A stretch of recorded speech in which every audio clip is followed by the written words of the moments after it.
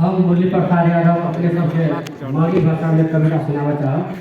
हमार कविता के शीर्षक है हमरे देश नेपाल में। नहीं केकरो माय बाघ बियान है, नहीं केकरो माय बाघ बियान है, अनेक कोनो बेटा लाल है।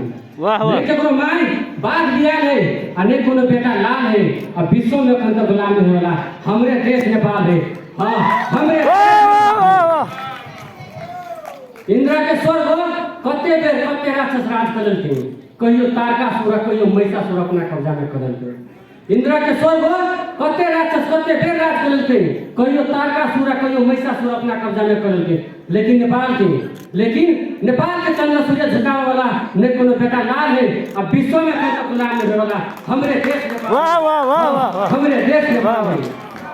वाह वाह गजब। नहीं केकरो बाप कहते दीन है, अनेक कोनो देश के बाघ हाथी सिंह है। वाह वाह वाह। नहीं केकरो बाप कहते दीन है, अनेक कोनो देश के बाघ हाथी सिंह है। हमर देश जन्म से लगा अखन तक स्वाधीन है।